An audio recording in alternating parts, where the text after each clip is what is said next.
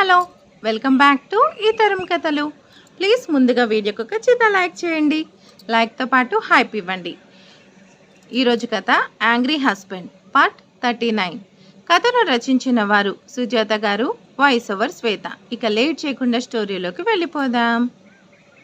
శ్రేష్ఠ ఆది ఒకే కారులో వెళ్ళడం చూసి అప్పటిదాకా కిటికీ దగ్గర ఉండి ఏం జరుగుతుందా అని చూసి నా అక్క తమ్ముడు ఇద్దరూ హైఫై ఇచ్చుకుంటారు. అక్క ప్లాన్ సక్సెస్ అంటాడు రాకీ. నీకు ఎలాంటి అవసరం వచ్చినా నేను హెల్ప్ చేస్తాను. వాళ్ళిద్దరూ హ్యాపీగా ఉంటే చాలు. అవును అనుకుంటూ నవ్వుతూ వెనక్కి తిరిగేసరికి వీళ్ళ వెనక్కి తాతగారుంటారు. ఇద్దరూ ఒకరి మొహం ఒకరు చూసుకుంటారు. అక్క టైం అవుతుంది, నేను వెళ్ళొస్తాను అని అక్కడి నుండి తప్పుకోవడానికి ట్రై చేస్తాడు రాకీ. ఆగరా మనవడా అని కర్రడ్డం పెడతారు తాతగారు. ఇంకా ఎవరైనా ఉన్నారేమో అని అటువైపు చూస్తుంది దక్ష. కానీ ఎవరూ లేరు. ఏం జరుగుతుందిరా ఇంట్లో? ఏమీ లేదు తాతయ్య. ఏమీ లేకపోతే ఇక్కడ నిలబడి అక్క తమ్ముడు ఏం చేస్తున్నారు?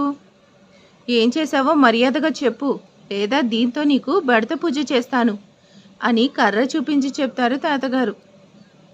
తాతయ్య నన్ను కొడతావా? చిన్నప్పటి నుంచి ఎప్పుడూ నన్ను కొట్టలేదు, అలాంటిది ఇప్పుడు కొడతావా అంటూ ఏడుపు మొహం పెట్టి అడుగుతాడు రాకీ. నిజం చెప్పకపోతే అదే జరుగుతుంది. ఎందుకంటే ఇంట్లో ఏం జరిగినా నాకు తెలియాల్సిందే. తెలియకపోతే ఊరుకోను. అక్క తమ్ముడు ఇద్దరు చూసుకుంటారు. హే, చూసుకుంది చాలు, చెప్పండి. చెప్తే నేను కూడా హెల్ప్ చేస్తాను కదా అంటారు ఇద్దరి వైపు చూసి నవ్వుతూ. వాళ్ళిద్దరు కూడా నవ్వుతారు. అంటే వాళ్ళిద్దరినీ కలపడానికి ప్లాన్ చేస్తున్నారన్నమాట, అంతేనా? ఇద్దరూ అవును అన్నట్టు తలాడిస్తారు. ఇంట్లో ఒక ముసలాడున్నాడు, వాణ్ణి కూడా ఉపయోగించుకోవచ్చు అనే ఆలోచన మీ మట్టి బుర్రలకు రావట్లేదా అంటారు తాతగారు. మీరు హెల్ప్ చేస్తారా అని ఇద్దరూ ఆశ్చర్యంగా అడుగుతారు. తప్పకుండా చేస్తాను.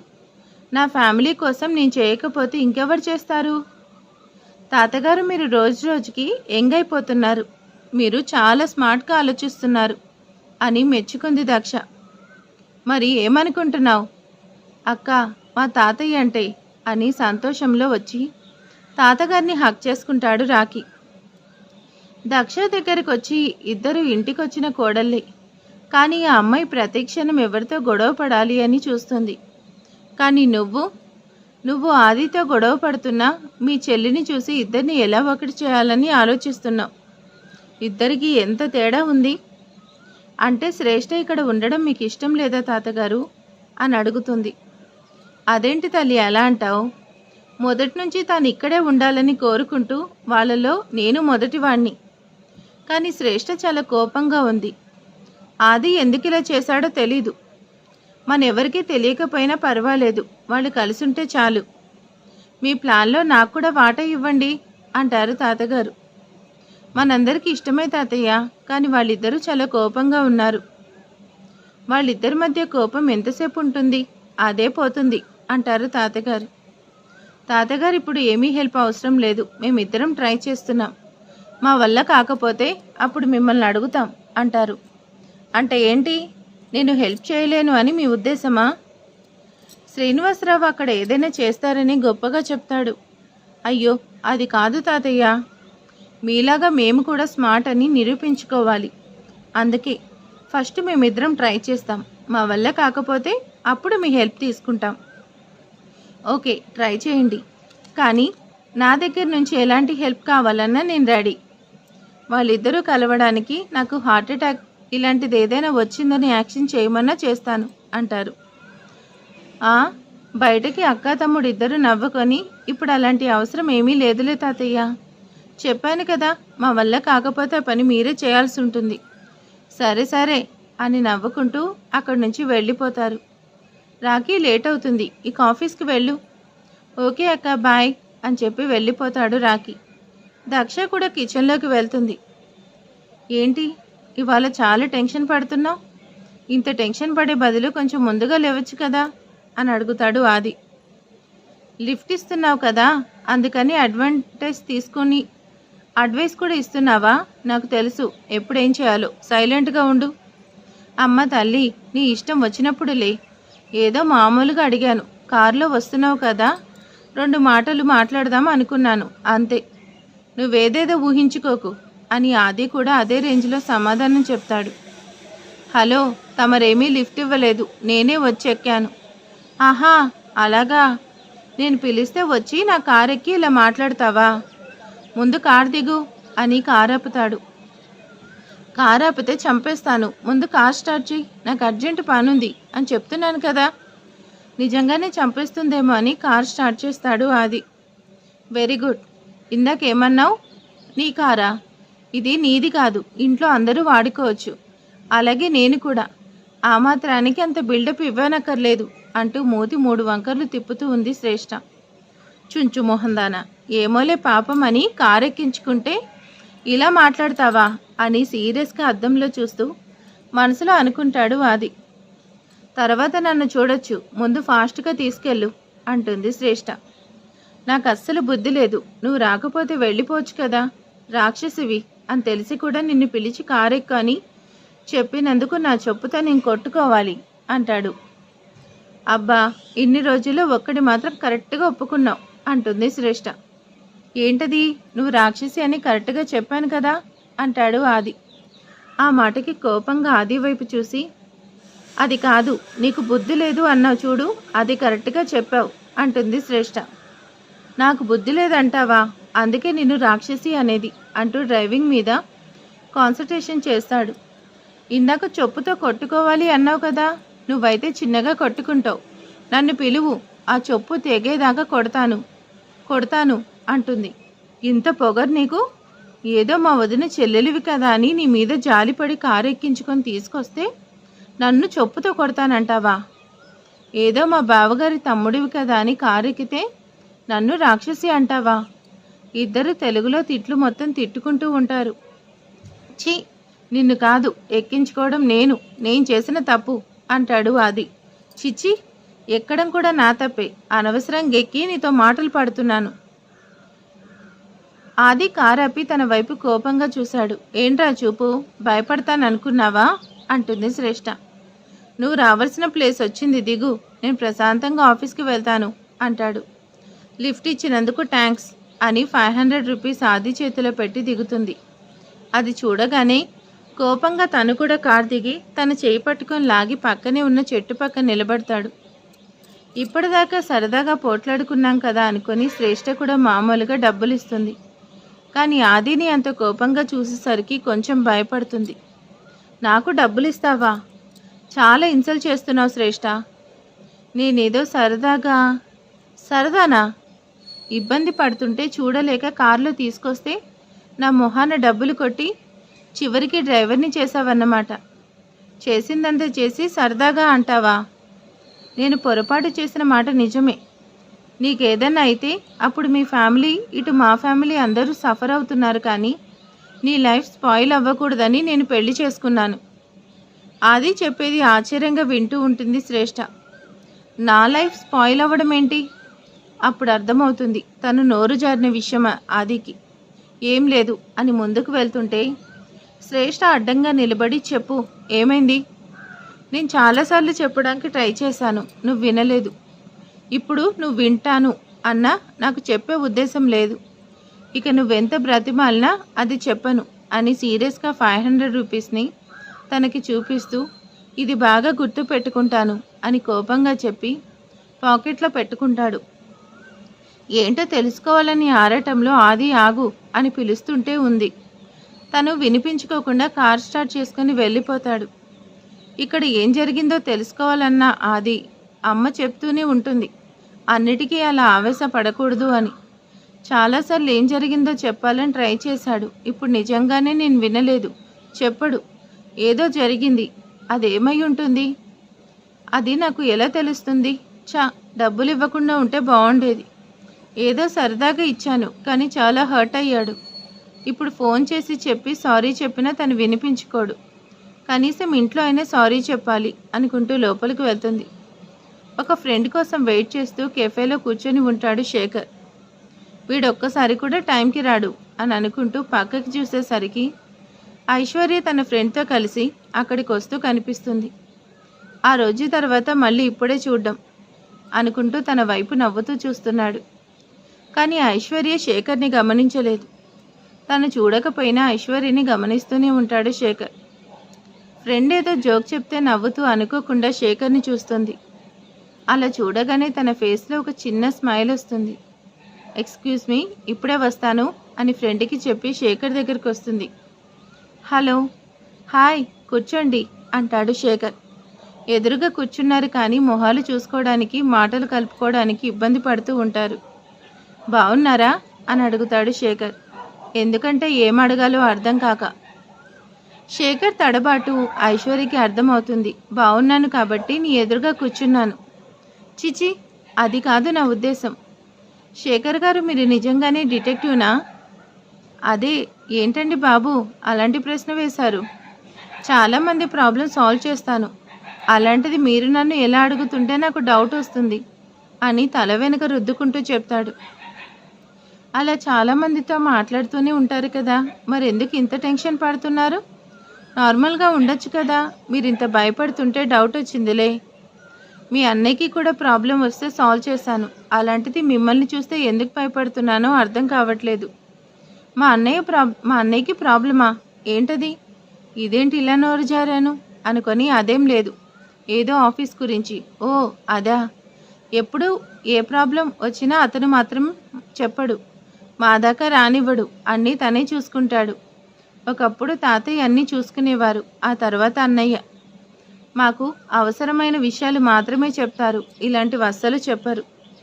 అమ్మయ్య అనుకుంటాడు శేఖర్. వీళ్ళిద్దరూ ఇలా మామూలుగా మాట్లాడుతున్నట్టే ఉంటారు కానీ ఒకరినొకరు దొంగ చూపులు చూసుకుంటూనే ఉంటారు.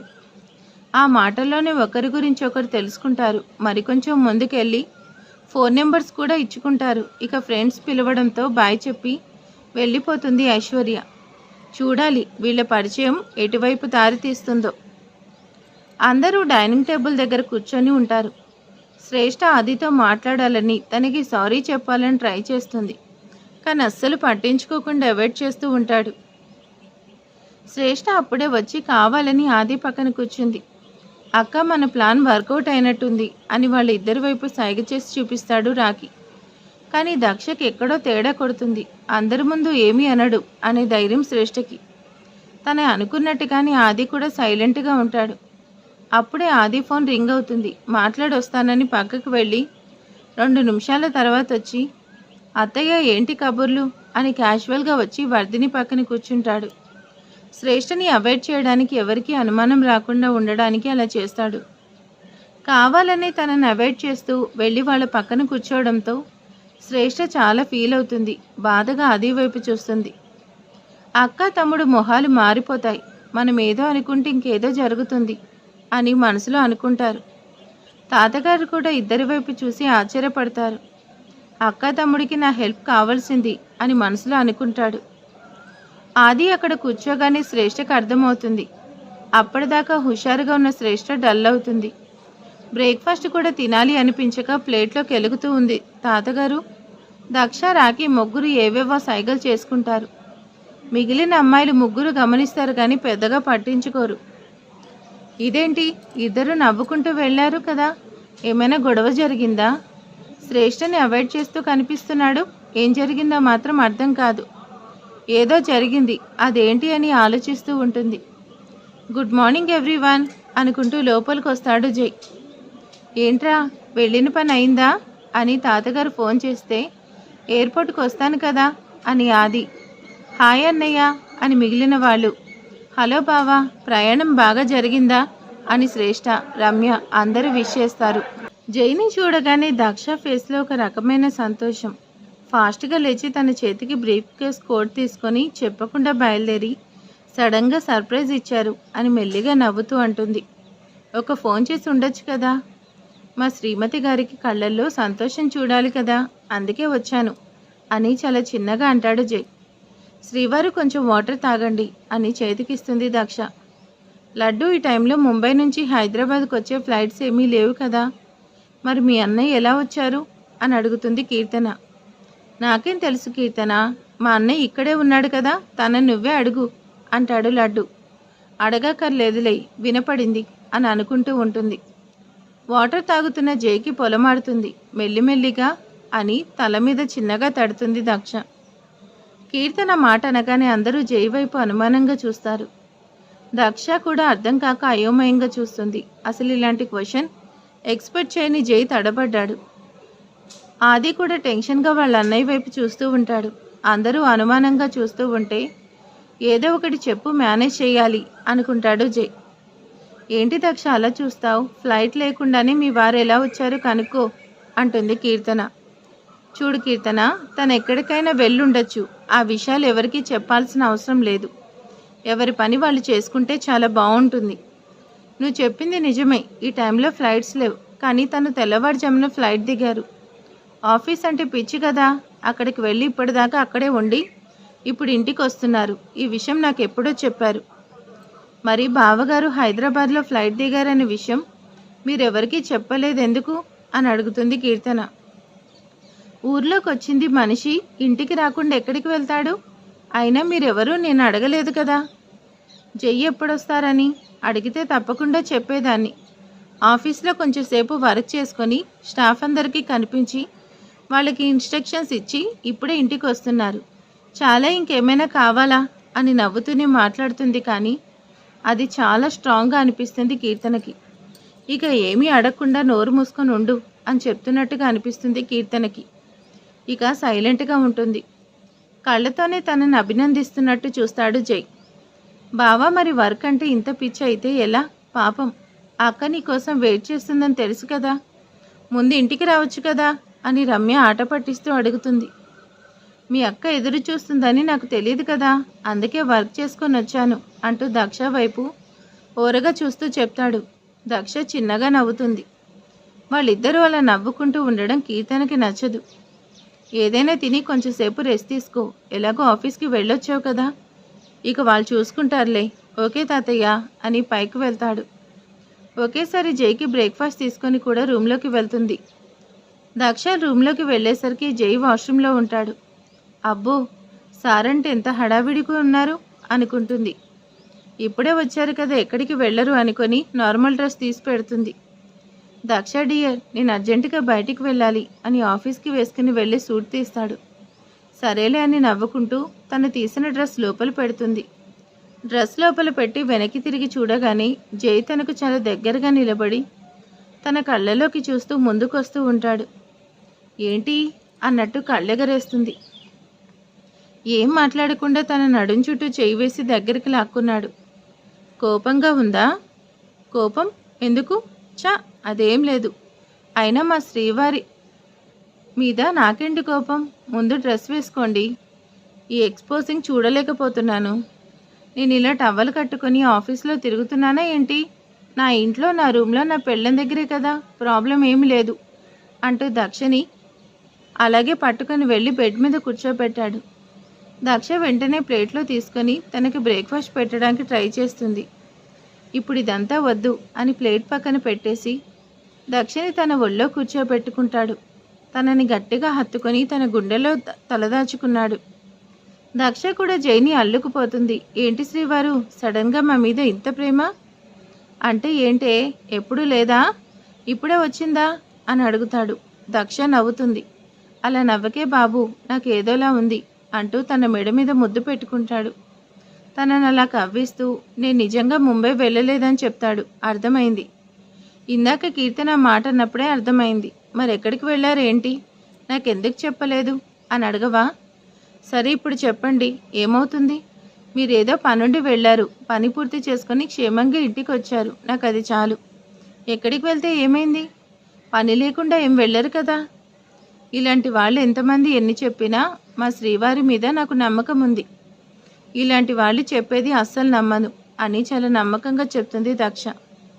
ఏమో, అక్కడ మీ చెల్లి కోసం వెళ్ళానేమో, ఎవరికి తెలుసు అంటాడు.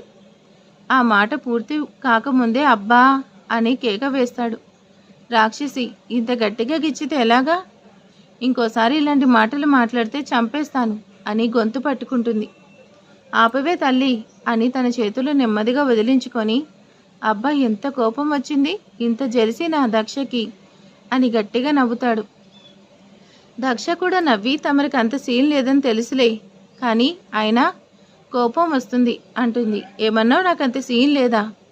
నేను తలుచుకుంటే ఎవరినైనా ఇట్టే పడేయగలను. మహాప్రభు, నేను మీకు అంత సీన్ లేదని చెప్పలేదు. ఈ జన్మకి నేను చాలు అని చెప్పాను అంతే. అంతే కదా? శ్రీవారు తమరికి నేను చాలు. అబ్బా, అంత నమ్మకం మన మీద? మన ఇద్దరికీ ఒకరి మీద ఒకరికి చాలా నమ్మకం ఉంది. కాబట్టి ఇలాంటి పిచ్చి వేషాలు నమ్మము. ఇంకా కొంచెం ఏమైనా తినండి. ఆ మాట వినగానే జైకి పిచ్చ హ్యాపీగా అనిపిస్తుంది. దక్షాని ఇంకా గట్టిగా పట్టుకుంటాడు. Thank you dear. ఏమైంది ఇవాళ శ్రీవారికి అని బుగ్గలు పట్టుకొని లాగుతుంది.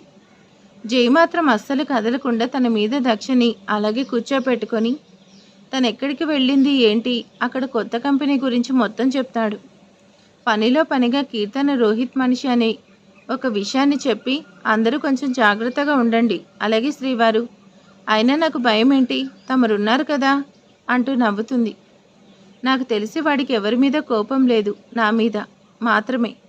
బహుశా కీర్తన టార్గెట్ కూడా మన ఇద్దరం అయి ఉండొచ్చు. ఏదైనా ప్రాబ్లం వస్తే భయపడకు, తను నిన్ను ఏదైనా అంటే బాధపడకు. తిరిగి గట్టిగా సమాధానం చెప్పు. ముఖ్యంగా అత్తయ్య వాళ్ళని కూడా ఏమీ అనకూడదు. ఎందుకంటే తను ఇంటి ఆడపిల్ల. తనని వాళ్ళ పిల్లల్ని ఏమైనా అంటే అందరం బాధపడాలి. అందుకని కీర్తన వాళ్ళ జోలికి వెళ్లకుండా చూడు. శ్రీవారు మొన్న ఏం జరిగిందంటే, కీర్తన ఇంట్లో తాగడం, రాఖీ అడ్డుపడడం, కీర్తన చెయ్యెత్తడం, రాఖీ చేత కీర్తనకి సారీ చెప్పించడం, ఇలా జరిగింది మొత్తం చెప్తుంది. వెరీ గుడ్, మంచి పని చేశావు. నిజంగా గొడవ పెద్దది కాకుండా చేశావు. ఓకే శ్రీవారు, జాగ్రత్తగా ఉంటాను. నేను మిమ్మల్ని ఒకటి అడగచ్చా? పర్మిషన్ ఏంట్రా? అడుగు. కనీసం తాతగారికైనా నిజం చెప్పొచ్చు కదా. తనతో అబద్ధం చెప్పడం నాకు నచ్చలేదు. డియర్ దక్ష, తాతగారికి తెలుసు. ఏంటి, తాతగారికి తెలుసా? అవును. అయ్యో బాబోయ్, తాతగారు చాలా గ్రేట్. ఆయన ఇక్కడే ఉండి ఏమీ తెలియనట్టు ఉంటూ అక్కడ చేయాల్సింది మొత్తం చేసేశారా? ఎంతైనా మీరు మామూలు వాళ్ళు కాదు బాబు. ఇంకా ఏదో చెప్పబోతుంటే ఇక ఎప్పుడు ఆ విషయాలేనా? నా సంగతి చూడు అంటూ తనని మీదకి లాక్కుంటాడు జై. దక్ష కూడా చాలా హ్యాపీగా జై కౌగిల్లో ఒదిగిపోతుంది. సో ఈరోజు స్టోరీ ఎలా ఉంది? మీ అందరికీ నచ్చిందా? నచ్చితే వీడియోకి చిన్న లైక్ చేయండి. Thank you for watching.